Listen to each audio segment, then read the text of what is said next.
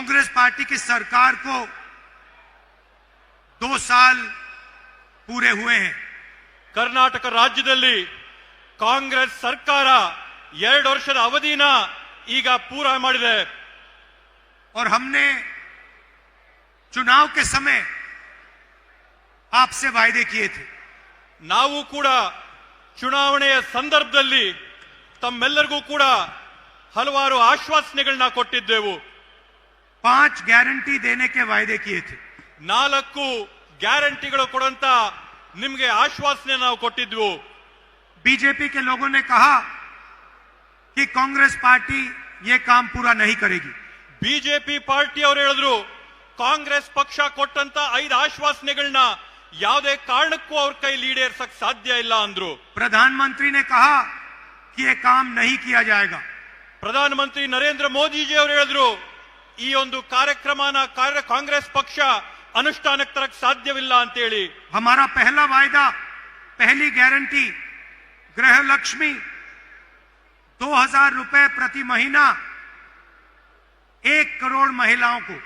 ನಮ್ಮ ಮೊದಲನೇ ಆಶ್ವಾಸನೆ ನಾವು ಕೊಟ್ಟಂತ ಮೊಟ್ಟ ಮೊದಲನೇ ಗ್ಯಾರಂಟಿ ಗೃಹಲಕ್ಷ್ಮಿ ಯೋಜನೆಯನ್ನ ನಾವು ಘೋಷಣೆ ಮಾಡಿ ಕರ್ನಾಟಕ ರಾಜ್ಯದಲ್ಲಿರ್ತಕ್ಕಂತ 1 ಕೋಟಿ ಕುಟುಂಬಗಳ ಮಹಿಳೆಯರಿಗೆ 2000 ರೂಪಾಯಿನ ಪ್ರತಿ ತಿಂಗಳು ಕೊಡುವಂತ ಘೋಷಣೆ ಮಾಡಿದ್ವು।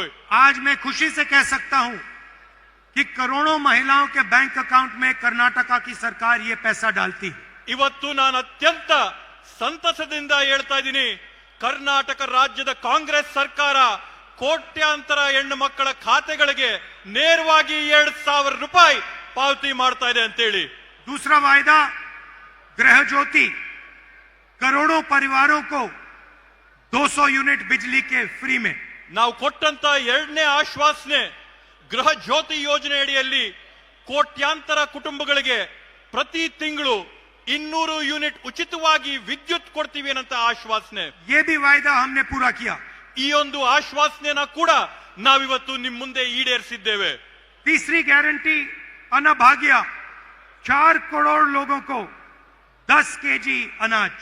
ಮೂರನೇ ಆಶ್ವಾಸನೆ ನಾವು ಕೊಟ್ಟಂತದ್ದು ಅನ್ನಭಾಗ್ಯ ಯೋಜನೆ ಅಡಿಯಲ್ಲಿ 4 ಕೋಟಿ ಪಡಿತರಿಗೆ 10 ಕೆಜಿ ಅಕ್ಕಿನ ಪ್ರತಿ ತಿಂಗಳು ಕೊಡುವಂತ ಆಶ್ವಾಸನೆ ನಿಮಗೆ ಕೊಟ್ಟಿದ್ವು। और आज कर्नाटक में करोड़ों परिवार को ये अनाज मिलता है।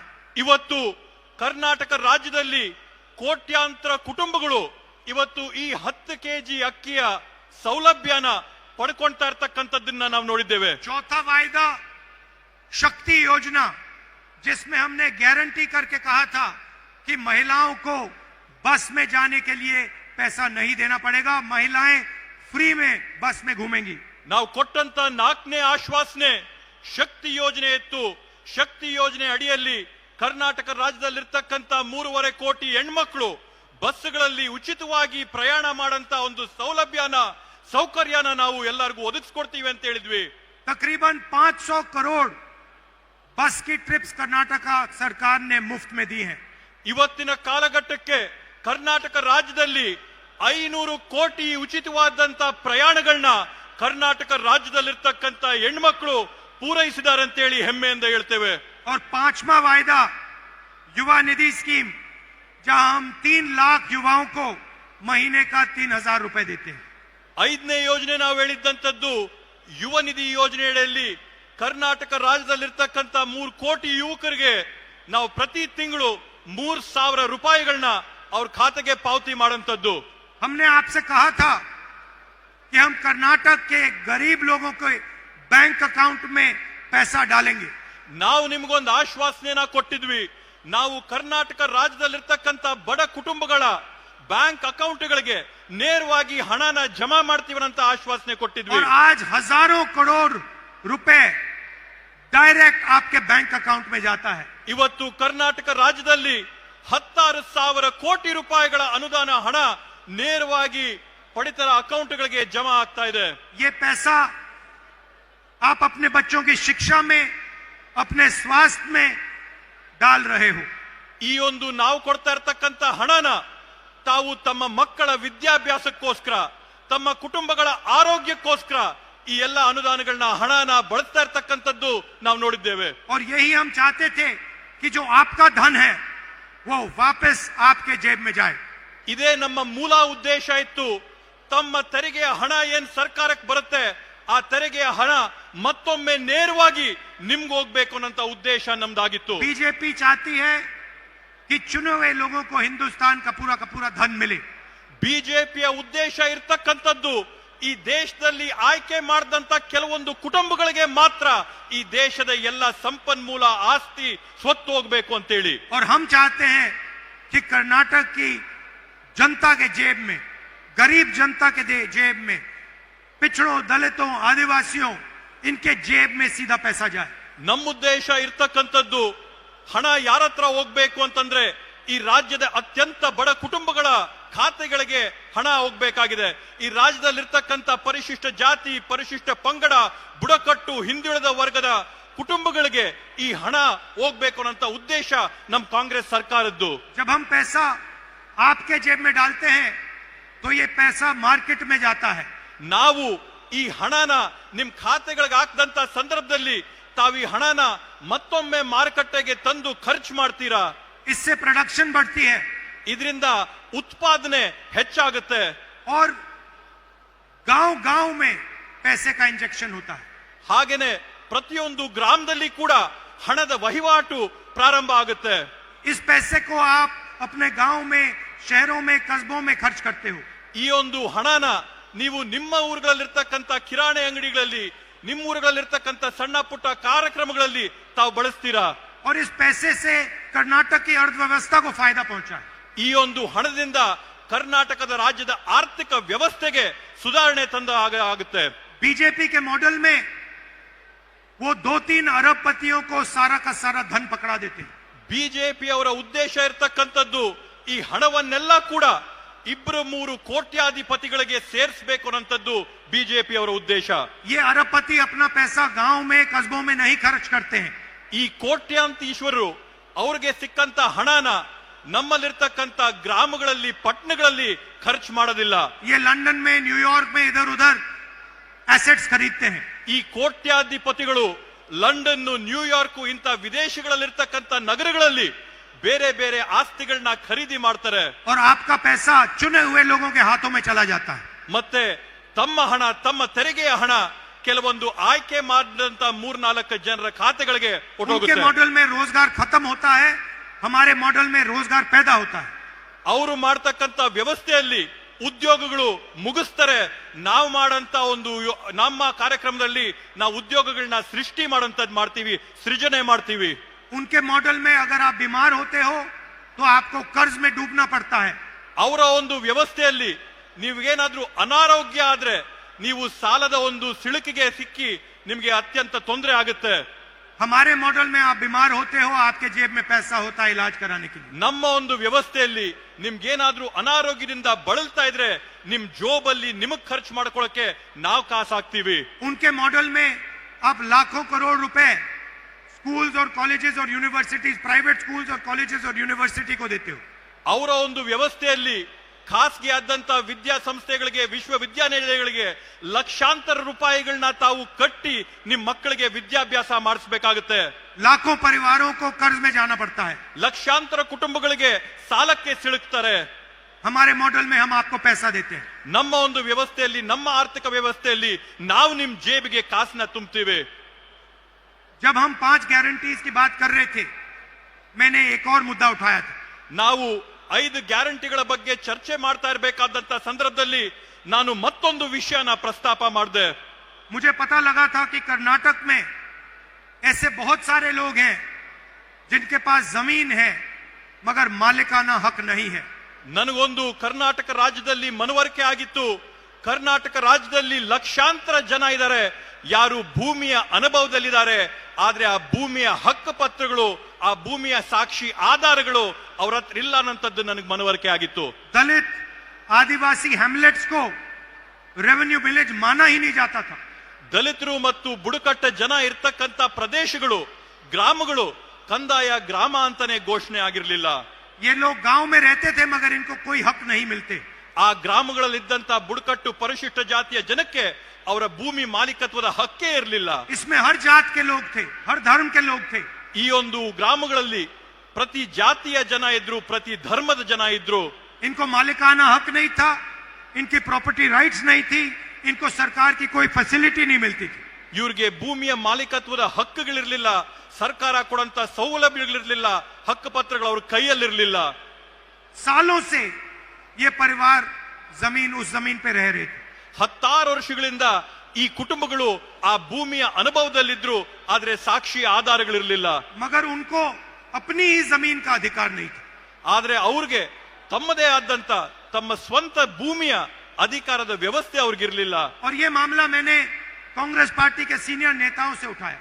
ಈ ಒಂದು ವಿಷಯದ ಬಗ್ಗೆ ನಾನು ನಮ್ಮ ಕಾಂಗ್ರೆಸ್ ಪಕ್ಷದ ಹಿರಿಯ ಮುಖಂಡರ ಗಮನಕ್ಕೆ ಈ ವಿಷಯನ ತಂದೆ. खाड़गे जी से, सिद्धरमैया जी से, डीके शिवकुमार, बाकी मंत्रियों से मैंने ये बात की.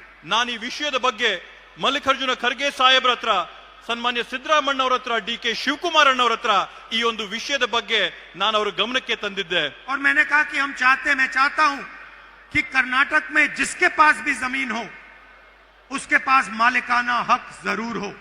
ನನ್ನ ಒಂದು ಉದ್ದೇಶ ಏನಿತ್ತಂತಂದ್ರೆ, ಕರ್ನಾಟಕ ರಾಜ್ಯದಲ್ಲಿ ಯಾರೆಲ್ಲ ಕೂಡ ಭೂಮಿಯ ಸ್ಥಳದ ಅನುಭವದಲ್ಲಿದ್ದಾರೆ, ಆ ಭೂಮಿ ಜಾಗದ ಅನುಭವದಲ್ಲಿರ್ತಕ್ಕಂಥವರೆಲ್ಲರಿಗೂ ಕೂಡ ಹಕ್ ಪತ್ರ ಕೊಟ್ಟು ಅವರ ಮಾಲೀಕತ್ವನ ಅವ್ರ ಕೈಗೆ ವರ್ಗಾವಣೆ ಮಾಡಬೇಕು ಅನ್ನೋದು ನನ್ನ ಉದ್ದೇಶ ಆಗಿತ್ತು. और आज मैं बहुत खुशी के साथ कह सकता हूं कि जो छठी गारंटी है उसको हम पूरा करने में कामयाब हुए. ಇವತ್ತು ನಾನು ಅತ್ಯಂತ ಸಂತಸದಿಂದ ಹೇಳ್ತೀನಿ, ಇವತ್ತು ನಾವೇನಿದು ಭೂ ಮಾಲೀಕತ್ವದ 6ನೇ ಗ್ಯಾರಂಟಿನ ನಾವೇನು ಮನಸ್ಸಲ್ಲಿಟ್ಕೊಂಡಿದ್ವಿ, ಸಂಕಲ್ಪ ಮಾಡಿದ್ವಿ, ಇವತ್ತು ಆ ಸಂಕಲ್ಪನ ಈಡೇರಿಸಿದೀವಿ ಅನ್ನಂತ ಒಂದು ನೆಮ್ಮದಿ, ಸಂತೋಷ, ಶಾಂತಿ ನನಗಿದೆ ಅಂತ ಹೆಮ್ಮೆಯಿಂದ ಹೇಳ್ಕೊತೀನಿ. 1 लाख परिवारों को आज मालिकाना हक कर्नाटका की सरकार देने जा रही है. ಇವತ್ತು ಅತ್ಯಂತ ಸಂತಸದಿಂದ ಹೇಳ್ತೀನಿ, ಕರ್ನಾಟಕ ರಾಜ್ಯದಲ್ಲಿರ್ತಕ್ಕಂಥ 1 ಲಕ್ಷ ಕುಟುಂಬಗಳಿಗೆ ಅವರ ಒಂದು ಭೂಮಿಯ ಹಕ್ಕುಪತ್ರಗಳನ್ನ, ಮಾಲೀಕತ್ವನ ಈ ಒಂದು ಬೃಹತ್ ಕಾರ್ಯಕ್ರಮದಲ್ಲಿ ವರ್ಗಾವಣೆ ಮಾಡ್ತಾ ಇದೀವಿ ಅಂತ ಹೇಳಿ ಹೇಳ್ತೀನಿ. जो इंदिरा गांधी का सपना था, ಇಂದಿರಾ ಗಾಂಧೀಜಿ ಅವರ ಕನಸೇನಿತ್ತು, उसमें उसको पूरा करने के लिए हमने एक बहुत बड़ा कदम लिया. ಆ ಒಂದು ಕನಸನ್ನ ನಾವು ನನಸಾಗಿ ಮಾಡೋದಕ್ಕೋಸ್ಕರ ಈ ಒಂದು ದೊಡ್ಡ ಹೆಜ್ಜೆನ ನಾವಿಟ್ಟಿದ್ದೇವೆ. 2000 हैबिटेशंस को हम रेवेन्यू विलेज घोषित कर रहे हैं. 2000 ಪ್ರದೇಶಗಳನ್ನ ನಾವಿವತ್ತು ಕಂದಾಯ ಗ್ರಾಮಗಳಾಗಿ ನಾವಿವತ್ತು ಘೋಷಣೆ ಮಾಡಿದಂತ ಐತಿಹಾಸಿಕ ತೀರ್ಮಾನ ಮಾಡಿದ್ದೇವೆ. और मैंने ये भी कहा है कि डिजिटल रजिस्ट्री होनी चाहिए. ನಾನು ಮತ್ತೊಂದು ಮಾತು ಹೇಳಿದ್ರೆ, ತಂತ್ರಾಂಶಗಳಲ್ಲಿ, ತಂತ್ರಜ್ಞಾನದಲ್ಲಿ ಎಲ್ಲ ದಾಖಲಾತಿಗಳು ತಂತ್ರಜ್ಞಾನದಲ್ಲಿ ಡಿಜಿಟಲ್ ರೆಕಾರ್ಡ್ ಇರಬೇಕು ಅಂತೇಳಿ. गरीब लोग अपने जमीन का रिकॉर्ड नहीं निकाल सकते हैं. ಬಡ ಕುಟುಂಬದಲ್ಲಿರ್ತಕ್ಕಂಥವ್ರು, ಸಣ್ಣ ಪುಟ್ಟ ಮನೆಗಳಲ್ಲಿರ್ತಕ್ಕಂಥವ್ರು ಅವರ ಕಂದಾಯ ದಾಖಲಾತಿಗಳನ್ನ ಭದ್ರವಾಗಿ ಇಟ್ಕೊಳ್ಳಕ್ಕೆ ಕಷ್ಟ ಆಗುತ್ತೆ. सालों बीत जाते हैं, उनको अपना डॉक्यूमेंट नहीं मिलता है. 16 ವರ್ಷಗಳು ಕಳೆದ್ರೂ ಕೂಡ ಅವ್ರಿಗೆ ಅವರ ಮಾಲೀಕತ್ವದ ಪತ್ರಗಳು ಕೈಗೆ ಸಿಗೋದಿಲ್ಲ. इसीलिए हमने कहा है कि 21वीं सदी में डिजिटल रजिस्ट्री होनी चाहिए.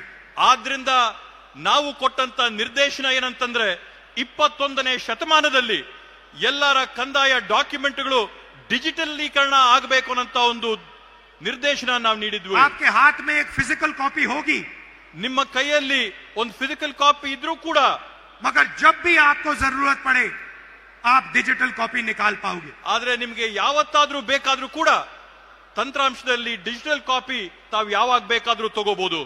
इस गारंटी से हमारे जो सबसे गरीब कमजोर भाई बहन हैं उनको फायदा होगा. ಇವತ್ತು ಈ ಒಂದು 6ನೇ ಗ್ಯಾರಂಟಿಯಿಂದ ನಮ್ಮ ಸಮಾಜದಲ್ಲಿರ್ತಕ್ಕಂಥ ಅತ್ಯಂತ ಬಡ ಹಿಂದುಳಿದ ಕುಟುಂಬಗಳಿಗೆ ಸಾಕಷ್ಟು ದೊಡ್ಡ ಅನುಕೂಲ, ಸೌಲಭ್ಯ ಆಗಿದೆ. लंबिनी, बंजारा, भोवी, सोलिगा, नायक, इन सब लोगों को, इन सब कम्युनिटीज को फायदा मिलने जा रहा है. ಬುಡಕಟ್ಟು ಸಮುದಾಯಗಳಿಗೆ ಸೇರಿದಂತವ್ರಿಗೆ ಎಲ್ಲರಿಗೂ ಕೂಡ ಈ ಒಂದು ಕಾರ್ಯಕ್ರಮದಿಂದ, ಯೋಜನೆಯಿಂದ ಒಂದು ದೊಡ್ಡ ಸಹಾಯ ಆಗಿದೆ. और मैंने एक और बात बोली है. ನಾನು ಇದ್ರ ಜೊತೆಗೆ ಮತ್ತೊಂದು ಮಾತನ್ನ ನಾನು ಹೇಳಿದ್ದೇನೆ. 50,000 ऐसे परिवार हैं 50 जिनके पास अभी भी मालिकाना हक नहीं है. ನಾನು ಮತ್ತೊಂದು ಮಾತು ಹೇಳಿದ್ದೀನಿ, 50,000 ಈ ರೀತಿಯಾದಂತ ಕುಟುಂಬಗಳಿವೆ ಯಾರಿಗೆ ಇವತ್ತಿಗೂ ಕೂಡ ತಮ್ಮ ಹಕ್ಕುಪತ್ರಗಳ ಕೈಗೆ ಸಿಕ್ಕಿಲ್ಲ. हम चाहते हैं कि 6 महीने के अंदर उन 50,000 परिवारों को भी मालिकाना हक दिया जाए. ನಾನ್ ತಮ್ಗೆ ಆಶ್ವಾಸನೆ ಕೊಡ್ತೇನೆ, ಮುಂದೆ ಬರುವಂತ 6 ತಿಂಗಳ ಒಳಗಡೆ ಈ 50,000 ಕುಟುಂಬಗಳಿಗೂ ಕೂಡ ಅವರ ಹಕ್ಕು ಪತ್ರನ ಕೊಡಂತ ಕೆಲಸನ ನಮ್ಮ ಸರ್ಕಾರದ ವತಿಯಿಂದ ಮಾಡಿಸ್ತೇವೆ ಅಂತ ಹೇಳಿ. 2000 रेवेन्यू विलेजेस घोषित किए गए हैं. 2000 ಕಂದಾಯ ಗ್ರಾಮಗಳನ್ನ ಊರ್ಜಿತ ಮಾಡಿದ್ದೇವೆ. हम चाहते हैं कि 500 और नए रेवेन्यू विलेजेस घोषित हों. ನಮ್ಮ ಗುರಿ ಇರ್ತಕ್ಕಂಥದ್ದು ಕರ್ನಾಟಕ ರಾಜ್ಯದಲ್ಲಿ ಇನ್ನೂ ಕೂಡ 500 ನೂತನವಾದಂತ ಕಂದಾಯ ಗ್ರಾಮಗಳನ್ನ ನಾವು ಘೋಷಣೆ ಮಾಡಬೇಕು ಅಂತ ಹೇಳಿ. कर्नाटका में कोई नहीं होना चाहिए जिसके पास अपनी जमीन का मालिकाना हक नहीं है. ಕರ್ನಾಟಕ ರಾಜ್ಯದಲ್ಲಿ ಯಾರು ಕೂಡ ತಮ್ಮ ಭೂಮಿಯ ಹಕ್ಕು ಪತ್ರ ಇಲ್ಲದೆ ಇದ್ದಂತವರು, ತಮ್ಮ ಭೂಮಿಯ ಮಾಲೀಕತ್ವ ಇಲ್ಲದೆ ಇದ್ದಂತವರು ಯಾರು ಕೂಡ ಇರಬಾರದು ಅನ್ನಂತದ್ದು ನಮ್ಮ ಸಂಕಲ್ಪ.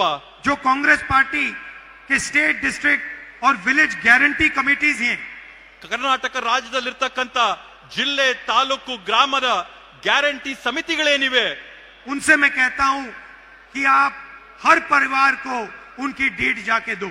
ನಾನು ಈ ಸಮಿತಿಗಳಿಗೆ ನಾನು ಮನವಿ ಮಾಡ್ಕೊಂತೀನಿ, ಈ ರೀತಿಯಾದಂತ ಕುಟುಂಬಗಳು ನಿಮ್ಮಲ್ಲಿದ್ರೆ ಅವರೆಲ್ಲರಿಗೂ ಕೂಡ ಅವರ ಹಕ್ಕನ್ನ ಕೊಡಿಸಂತ ಕೆಲಸ ತಾವು ಮಾಡಬೇಕು ಅಂತ ಹೇಳಿ. हर परिवार को अपना मालिकाना हक मिलना चाहिए. ಪ್ರತಿಯೊಂದು ಪರಿವಾರಕ್ಕೂ ಕುಟುಂಬಕ್ಕೂ ಕೂಡ ತಮ್ಮ ಹಕ್ಕು ಪತ್ರಗಳು, ತಮ್ಮ ಮಾಲೀಕತ್ವದ ಪ್ರಮಾಣ ಪತ್ರಗಳು ಸಿಗಬೇಕು ಅನ್ನೋಂಥದ್ದನ್ನ ಮನವಿ ಮಾಡ್ತೀನಿ. और हम चाहते हैं कि कर्नाटक हिंदुस्तान का पहला प्रदेश हो जहां जिसके पास भी जमीन है उसके पास उस जमीन का हक है. ನಮ್ಮ ಉದ್ದೇಶ ಇರತಕ್ಕಂಥದ್ದು ಭಾರತ ದೇಶದಲ್ಲಿ ಕರ್ನಾಟಕ ರಾಜ್ಯ ಮೊಟ್ಟ ಮೊದಲನೇ ರಾಜ್ಯ ಆಗಬೇಕು. ಯಾವ ರಾಜ್ಯದಲ್ಲಿ ಇರ್ತಕ್ಕಂಥ ಪ್ರತಿಯೊಬ್ಬ ಸಾರ್ವಜನಿಕರು ಮಾಲೀಕತ್ವದಲ್ಲಿ ಅನುಭವದಲ್ಲಿರ್ತಕ್ಕಂಥ ಭೂಮಿಯ ಪತ್ರಗಳು ಅವ್ರ ಕೈಯಲ್ಲಿರಬೇಕು, ಅವರ ಮಾಲೀಕತ್ವದ ಹಕ್ಕು ಪತ್ರ ಅವ್ರಿಗೆ ಸಿಕ್ಕಿರ್ಬೇಕು ಅನ್ನೋಂಥ ಉದ್ದೇಶ. वायदा हमने आपको 5 गारंटी का किया था, ಇವಾಗವರೆಗೂ ನಾವು ನಿಮ್ಗೆ 5 ಗ್ಯಾರಂಟಿಗಳ ಆಶ್ವಾಸನೆ ಕೊಟ್ಟಿದ್ವಿ. मगर सच्चाई में हमने आपके लिए 6 गारंटी की है. ಆದ್ರೆ ವಾಸ್ತವವಾಗಿ ನಿಜವಾಗಿ ಕೂಡ ನಾವು ನಿಮ್ಗೋಸ್ಕರ 6 ಗ್ಯಾರಂಟಿಗಳನ್ನ ಈಡೇರಿಸಿದ್ದೇವೆ. और ये शायद सबसे जरूरी कर्नाटक के भविष्य के लिए गारंटी है. ಈ 6ನೇ ಗ್ಯಾರಂಟಿ ಏನ್ ನಾವು ಈಡೇರಿಸಿದೀವಿ, ಕರ್ನಾಟಕ ರಾಜ್ಯದ ಭವಿಷ್ಯಕ್ಕೆ ಅತ್ಯಮೂಲ್ಯವಾದಂತ ಕೊಡುಗೆಯಾಗಿ ಇದಾಗಿದೆ. इससे करोड़ों परिवारों को फायदा होने जा रहा है. ಈ ಒಂದು ಹಕ್ಕು ಪತ್ರಗಳಿಂದ ಕೋಟ್ಯಾಂತರ ಕುಟುಂಬಗಳಿಗೆ ಅನುಕೂಲ ಆಗಂತದ್ದನ್ನ ನಾವು ನೋಡ್ತೇವೆ. आप सबका मैं बहुत बहुत धन्यवाद करता हूं. नमस्कार, जय हिंद. ತಮ್ಮೆಲ್ಲರಿಗೂ ಕೂಡ ನಾನು ವಂದನೆಗಳನ್ನ, ನಮನಗಳನ್ನ ಸಲ್ಲಿಸ್ತಾ ನನ್ನ ಮಾತುಗಳನ್ನ ಮುಗಿಸ್ತೀನಿ. ಜೈ ಹಿಂದ್.